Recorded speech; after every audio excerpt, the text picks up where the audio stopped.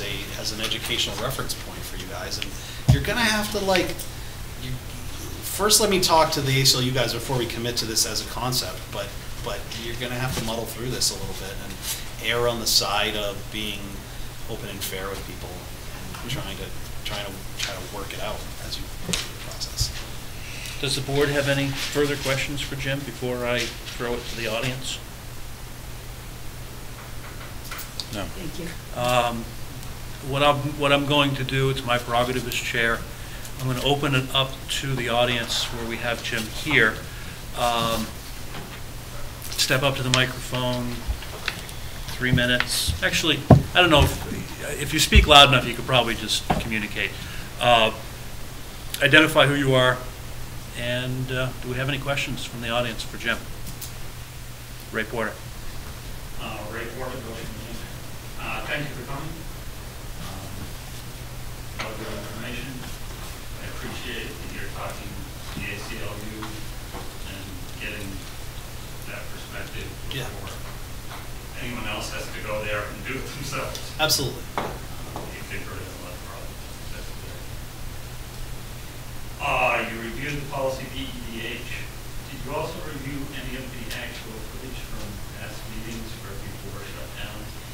No, I read about it, but I understand that was, that happened. So a couple other questions. If I can ask another one. Thank you. You talk about matters over which the board has jurisdiction. It's proposed language in policy. And of course the board has jurisdiction virtually everything, but the board has direct jurisdiction over the superintendent, correct? So if there was an issue with the superintendent, that would certainly be proper to bring forward at the board meeting. yes, and remember that the superintendent's still a public employee. So the other part of this that we didn't talk about was the fact that, and in your policy it states this, the board does have a right to go into non-public. So this is a point of confusion for a lot of boards. The member of the public wants to stand up and make a comment to the board. That doesn't mean the board can't say, well, we're going to go into non-public to receive your criticism of the superintendent. And perhaps that's what, as a better practice, not that we don't want to hear it, but if we're going to hear it, we're not going to facilitate defamation out or whatever it is out in the public. We're going to receive it in here because we're a board, and that's appropriate. So yeah, that's within their jurisdiction. The superintendent is their employee. And one more, if I can. You may. If you are limiting it to agenda items only, as you said, this districts do, when an employee's contract is up for review, certainly their job performance would relate to reviewing or not reviewing the contract. I can't think of anything more appropriate for discussion than job performance when you're reviewing the contract. I think that even if you went to agenda items only, that would be an appropriate topic. And that contracts were taken. That's a good point. Those renewals, first of all, are happening in non-public. So that would, again, that would sort of mitigate that. So I would think that conversation would be able to happen in non-public if there was a comment about an employee's performance. But I think you also have to understand what the board's role is in the non-renewal process under RSA 189-14A. The superintendent has the authority to non-renew. The employee has a right to challenge the non-renewal, and the employees that are not being non-renewed are being renewed by the superintendent. And the board's role under 189-39 is to elect those teachers that have been renominated by the superintendent. So what's the board doing? They are electing from a list of employees that have been brought forward. It's not the board that's doing the renewal, it's the superintendent. The board is... The board is voting on it in public session. It is on the agenda. So if there was a comment about an employee's performance, that's a good question. It would certainly have to happen in non-public, but they are looking at that list of employees, and if there's a direct comment from somebody about a teacher, that's a gray area. That's a gray area. If they are doing the elections, that's a tough one. Ray, I'm gonna hand off your microphone. Did I answer your question? I'm not going to commit either way, but I do think it raises a good question.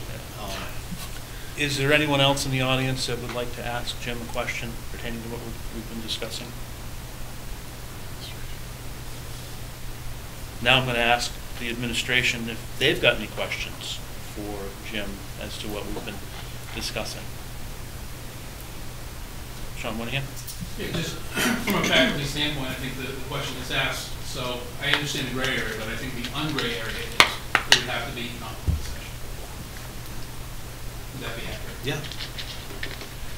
I like to think of sometimes when I'm doing my job, and this might be the way you think of it already, but I like to think of it back to like, what was it like in 1901 when every community had a bunch of elementary schools, and a teacher in every school, and there was a school board, and there maybe was or was not a superintendent.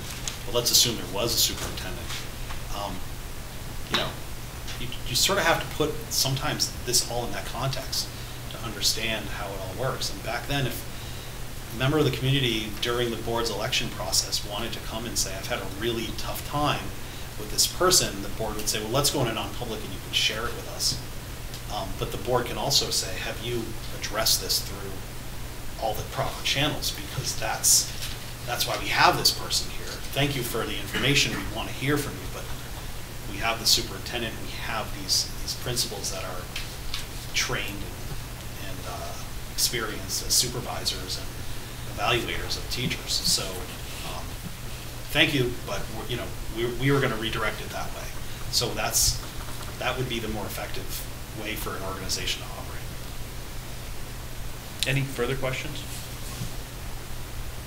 And I'm going to swing back to the board now that we've heard the audience and staff. Do we have any follow-ups to those? I just had one quick question.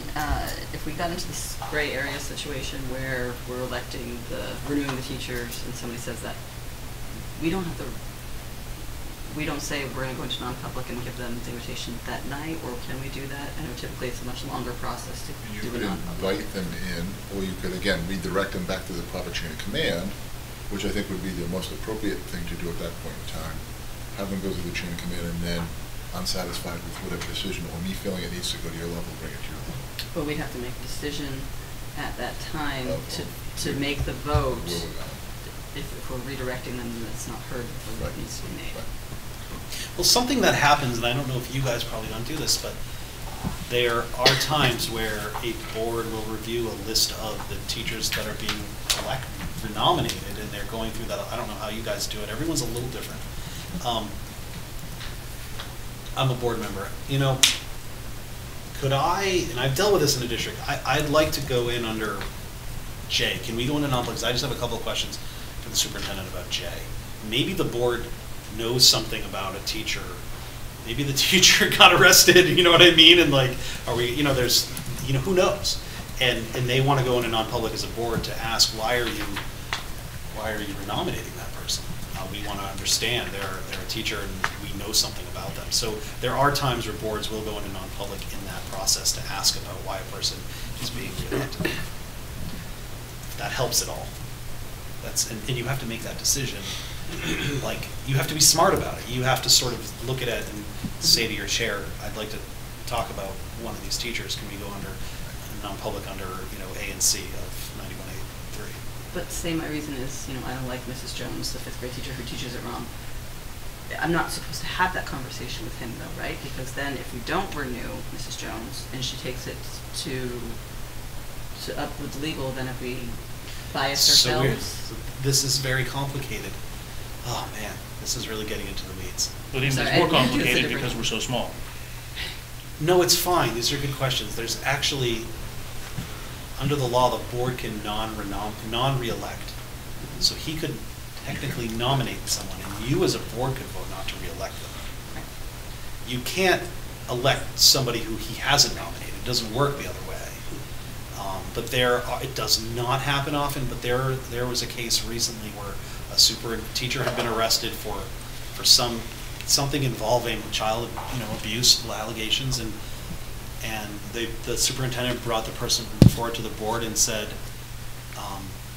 you can either terminate or not reelect this person, you choose, and the board just said, we're not reelecting this person. Under 189.14A, that's an option that the board has if they want to overrule the superintendent's nomination.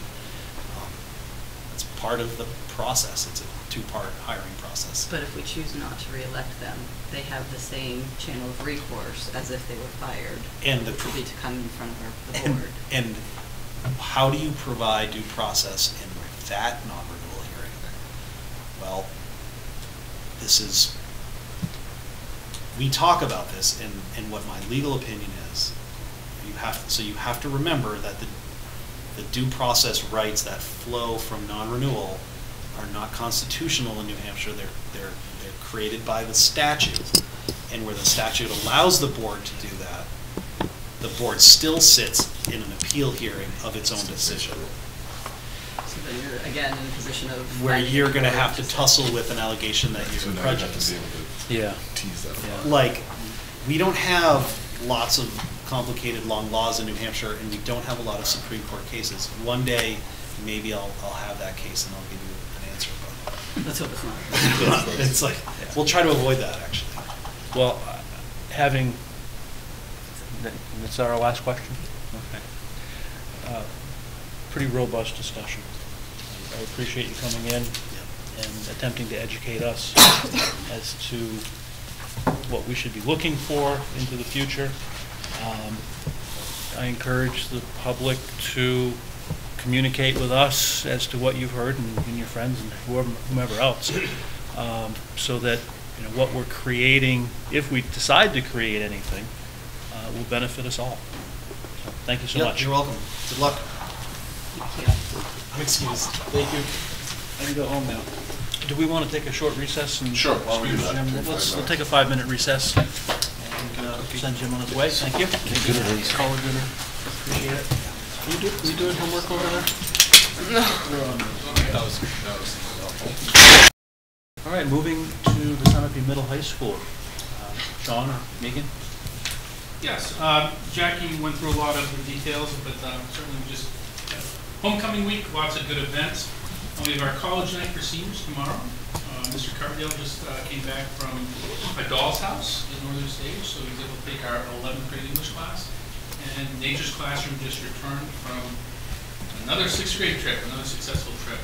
We're going to speak to our testing data later, so keep it pretty short and sweet. And talk more about testing data. Great, thank you. Any questions for morning from the board? Hearing none, we'll move on to our superintendent, Russ. Well, before I do that, Tara has nothing, otherwise she would be on the agenda. Picking on you, John, sorry. Thank you, Paul. Just quick, Daryl Senzabar, I don't know if folks got to see the Intertown today, but Daryl worked with local emergency management folks, and they staged a bus evacuation about Sunapee right at the end of the summertime. So it's a little bit of late news, but it's the first time we've been able to sort of meet and talk about it. So it's all over the Intertown. We had kids go up. They went through a great scenario, probably the first time, or maybe the first time, they even had that opportunity to tip a bus over and actually go through a real-life scenario of what that would be like showing up as an emergency responder. So just great feedback, and thanks to Dell and all the folks who put that together, and our community members who were involved. October 1 enrollments. Jody gave you hers at what did you give it, Jody? 163, right? I have the middle high school right now at 248 for a grand total of 421. That was my grand total. What was the number again for middle high school? Sorry. For 248. Jody, are you not including preschool in your number? Not in that enrollment Yeah, number. okay, because I had preschool. It's 174 with preschool. That's what I was going to say. That's where we were. All right. I have 170. I have 173, but I'll give you the point here. One of the new Okay. And then maybe I don't have that one. So those are our enrollment numbers. Superintendent's first superintendent forum will be October 19th at the Abbott Library, 6 p.m. Excuse me? October what? Oh, October 19th, not October 19th. Had an opportunity to actually attend the bass fishing finals at Pawtuckaway State Park, and it was just, folks don't know, but we are one of 3 states, I believe, in the country that have bass fishing as an NHRAA sport, which is great. I have a little bit of a personal connection to it from being invited to that committee when it first started, but my son also competes for his school, and it's just this great event to see folks volunteer their time and bring their $30,000, $40,000 boat up and allow kids to go on it and go out and explore the water and have that sort of lifelong activity continue to be vivacious, I guess, in our community and not let that die down. So thank you to Rob Messenger for coaching and allowing that to happen for us up in Sunapee. And again, congratulations for a 6th place finish. And the last piece, working with Chief Cahill. Sean and I met with Chief Cahill last week. We'll be meeting with him again. Chief is looking at some juvenile justice, restorative justice program through the community and asked us to be involved, which we've sat and we've listened. And we think it's going to be, it's going to benefit both the school and the community. For students who don't necessarily need to go through the judicial process, maybe we'll go through more of a local hearing, maybe a sort of a local community board, and have some community service pieces and have some ownership of perhaps what they did, and an opportunity to sort of make amends within the community instead of being involved as a juvenile into our court system. So I'll continue to keep that updated. Probably Chief will come at some point in time over the next couple of months once we get it all formulated in place, and he, I know, has had conversations at the select board. And that's it for me. Thank you, Russ. Any questions from the board for Russ?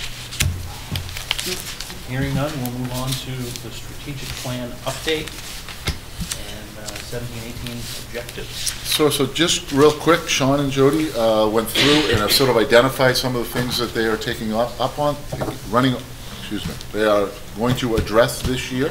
And Jody, if you want to maybe hit a couple of highlights, you want me to hit them? No. One of the things that we need to look at the elementary school was our timeline for the competencies. Because we did start looking at that this summer. We went to a conference and realized that the timeline that we had is very aggressive, and we need to do some research and lay some groundwork first. So we did the first thing that we were supposed to do on the strategic plan timeline, but some of those other things might need to be pushed forward as we add a couple of things this year that we need to do related to but if you want to credit Megan, because Megan created a great worksheet that she's using at the middle high school to identify the middle high school goals. I'm sorry if I'm stealing your thunder.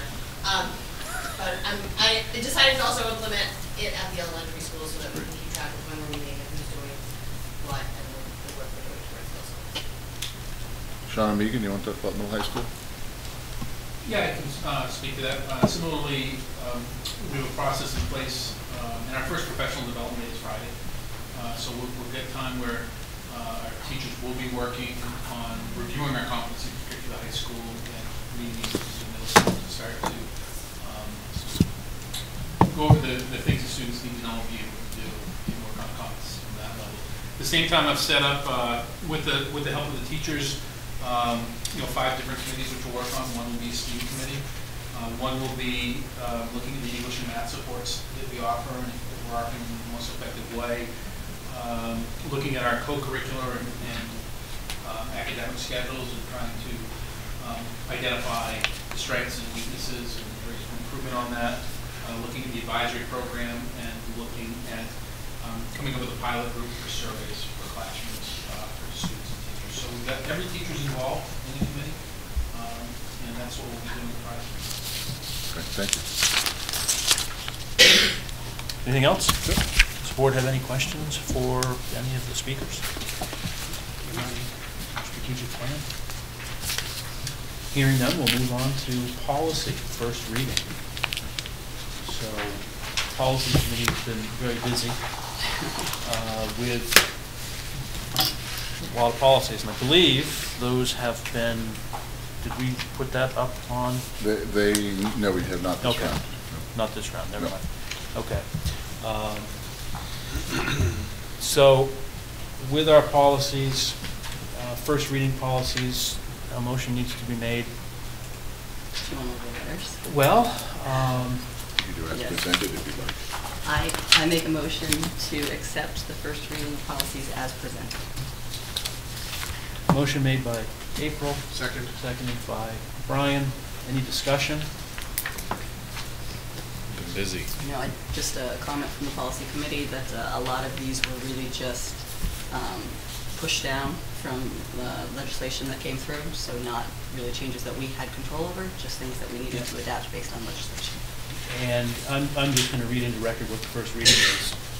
DIH, which is fraud prevention and fiscal management, DKA, payroll procedures and schedules, EBCA, emergency plan, EHAA, community security, email, internet communications, GBCD, background investigation and criminal records check, IGE, rental objections to specific course material, IHAK, character and citizen education, IHAM, health education exemption from instruction, health sex exemption, which is IHAMR, IHCD, which is advanced coursework and advanced placement courses, ILD, non-educational surveys, questionnaires, JICD, student discipline and due process, JICFA, hazing, and JLF, reporting child abuse or neglect. So, we spent a lot of time going through all of these. And first reading, so motion's been made by April, seconded by Brian. And any questions or discussions? Hearing none, I'll call for a vote. All those in favor? Aye. Any opposed? Any abstentions? Passes unanimously. Thank you. Moving now on to action items. The first action item, I believe, will be the updated athletic handbook and eligibility. I'm going to pass it to Russ, and Russ will probably pass it to Sean. I'll give a quick overview, and then I will pass it to Sean. So based upon a request at last June school board meeting, the policy committee went and looked at the eligibility process, thinking as it currently was written, students who had failed 2 were sort of picked up and tracked. But we said, well, why not students that failed 1? And so with that, we have now changed our handbook, and that's what is in front of you. And Sean, if you want to address anything further. Yes, so a little bit of review again, there are guidelines by the state which make students ineligible, period. We have a more stringent standard than that. However, we have an appeal process, and usually that appeal process means the athlete meeting with the athletic director to come up with a plan. And there's a portion of the season which they are on probation, they miss some games, but they're able to practice with the team, and we're putting academic supports in. What we've added now is that if you have a failing grade, a very similar process, other than they will not be required to sit out the season, a portion of the season, but they will immediately need to appeal to the athletic director, who will at least put these support systems in place.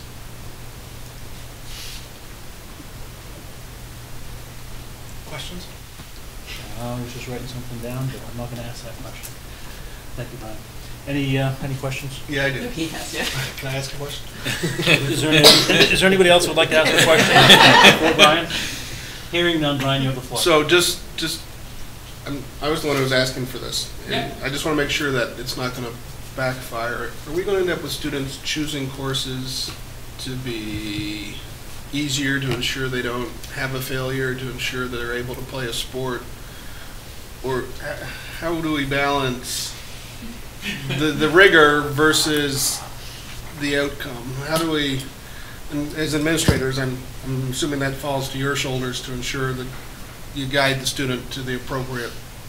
I feel more comfortable. I think there's a happy medium. However, I certainly would say if students were going to be ineligible with one failure, and I get the argument, by the way, we've had this discussion, but I'll use the example. A student who physics is a very difficult class, and it might be a stretch for somebody, and them knowing that if it's 1F, I might not be able to play elite basketball. Yep. They might avoid physics. Yep. And that's one of the reasons that we've kind of put this process in place. I think with the fact that we'll give them supports, but they won't lose part of the season, I think that's frankly, with athletes or non-athletes, sometimes students take course loads that we wish were more challenging. We usually share that with them, but they get to make their decision. In the end, I think we do not have a large number of ineligible students, number Okay. one. We don't have a lot of them who play athletics, number two, and I feel that we provide a great number of support systems in place for them, but this is an extra one and an extra motivator for them. And what Mr. Frederick does, in consultation with me, is he does look at the situation when coming up with the plan. There is intentionally some room in this policy that a plan is being established, because there's going to be a difference between, physics was going to be really, really hard for me, and I pushed myself, and I just was a little bit short, versus, I know I have 2 Fs, and I'm willing to sit out my 3 games, and I'm not going to study hall, and so Yep. There'll be a difference that we would work on with setting that up. That would be very rare for that to happen. But Okay.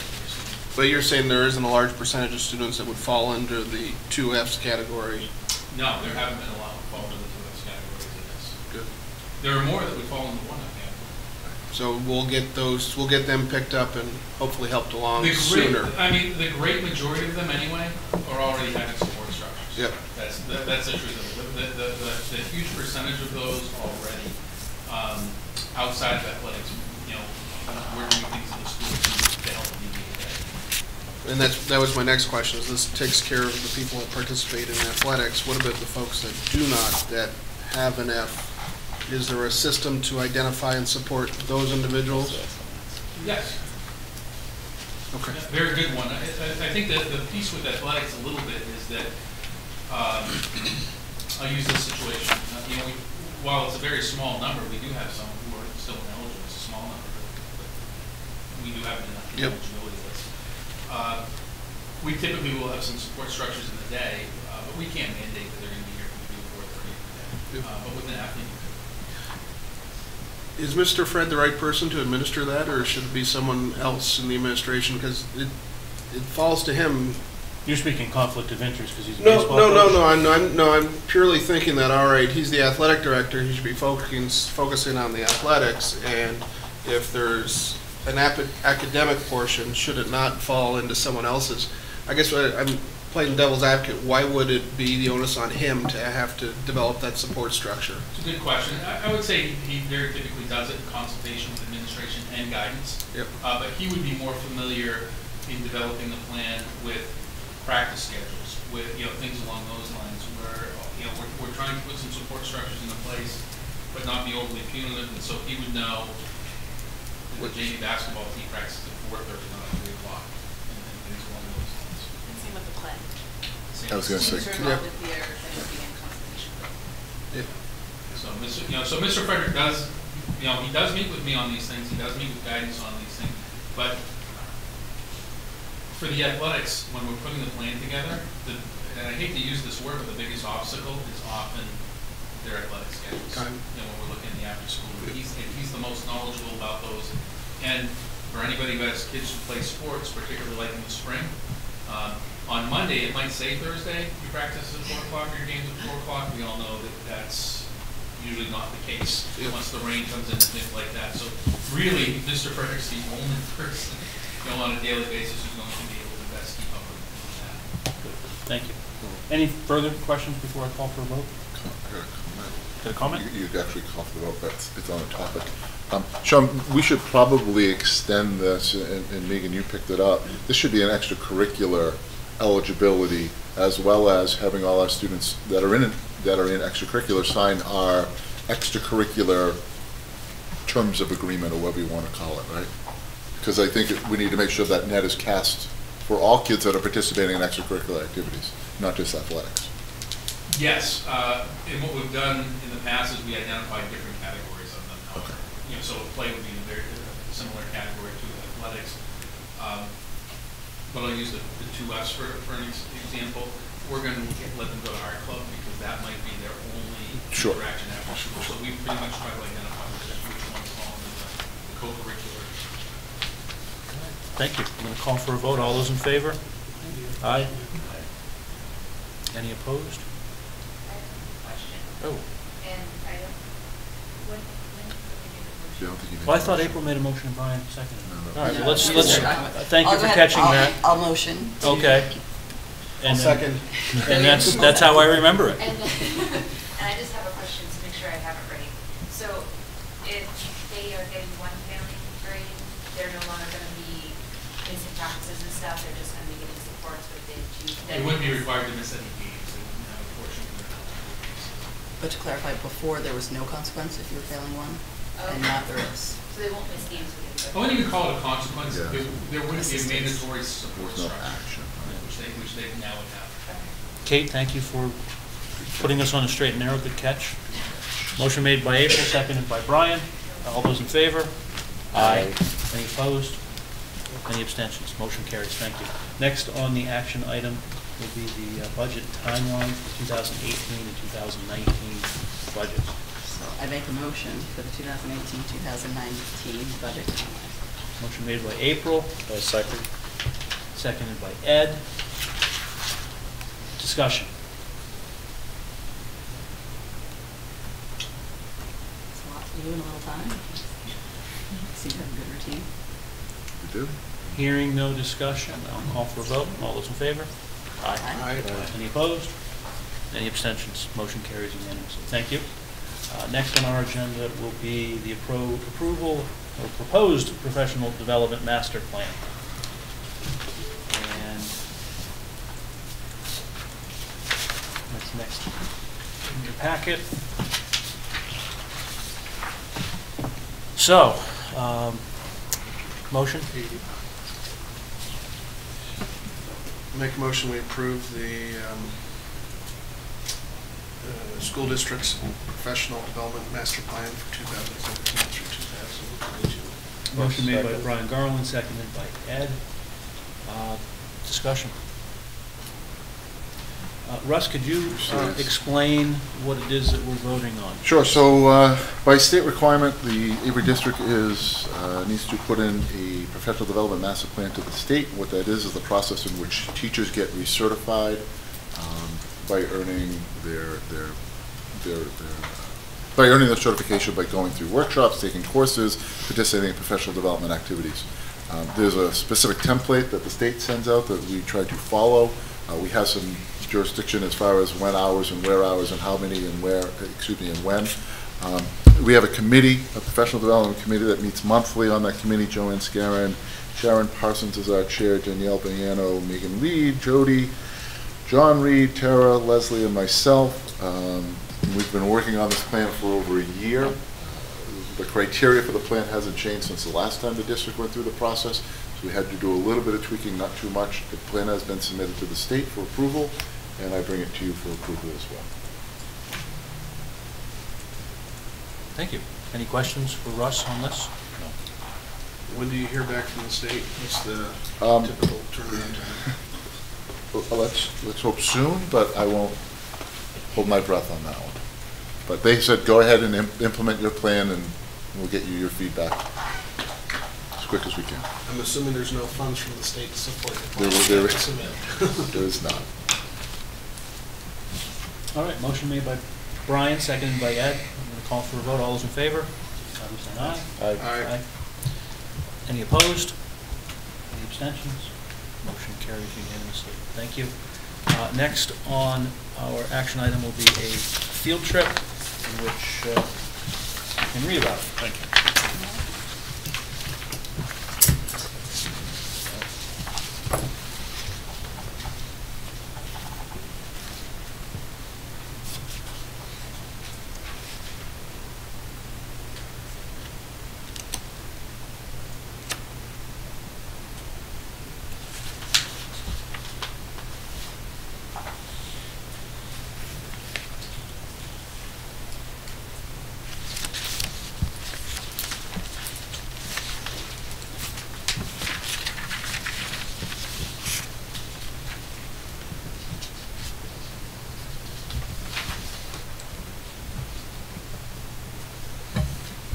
someone like to make a motion? I make a motion that we approve the Sunset Girls outdoor field trip. Motion made by April, seconded by Jesse. Discussion? Has Dawn Emery done this before? She has, again, my apologies for being late. I got this. I don't mean that part, I mean the field trip. I got this yesterday morning, and, but she's done this in the past, but not for about 4 or 5 years. Okay. She'd like to restart. Great. Does she have the necessary first aid qualifications? CPR certified. Is that everyone that works for the Yeah. district? And I would also assume that the same protocol that was handled with the prior, the other Coverdale's field trip, looking at the weather and watching to see what was appropriate. Absolutely. All right, thank you. Any further discussion? Who has the final say on who gets to go? That's a great question. It's a combination. So if the chaperone is not comfortable with bringing somebody, for Yep. instance, they're going to have that say. Where the principal, I would have some say is if there are some extenuating circumstances where I'm not comfortable with them leaving the building. It could be behavior, it could be because their grades, could be, for a variety of reasons. So it's a dual piece. It's rare that we don't let a student go. Yep. But it would be a combination of the two. And do you have backup chaperones in case they exceed the 1-to-6 ratio, so you don't have to turn people They away? have to put that as part of the plan, so if it went over that and they didn't have that, my answer would be you have to either resolve that or go on the trip, or at that point, they would make the judgment on, it could be the seniors and juniors are going to the sophomores or freshmen at that point. And our only expense is just the transportation. Transportation and cost of subsidy. Cost of, yeah, obviously, thank you. All right, further discussion? I'll call for a vote, all those in favor? Signify by saying aye. Aye. Any opposed? Sorry. Any abstentions? No abstentions, motion carries unanimously, thank you. Information items, the 2016-17 state assessment results are sitting in front of you. And I'm going to hand it over to Mr. Holden, who will probably hand it over to our two principals. I certainly will. Again, I was privy to the information a few months ago, a long time ago, actually last year. I was able to do a look at our 14-15, 15-16, 16-17 results. And look at our proficiency rates, and again, proficiencies based upon meeting state standards, and our state standards are in line with the Hampshire State Standards and Common Core and their grade spans and grade level standards. And overall, we continue to do well as far as hitting those proficiency, kids being proficient in our district. They're not 100%, and obviously the end goal would be to try to get the kids to 100%. And I'm not speaking like George Bush in realizing that's a reality, but obviously that's our goal. But we try to continue to push kids as further down the continuum as we can get them from grade level to grade level. And I think the most important thing they're here to look at is to look at the individual growth of each student. And so if I am a third grader and I'm reading at a second grade level, I may not end up, I may go to fourth grade, but still be now reading just at a third grade level.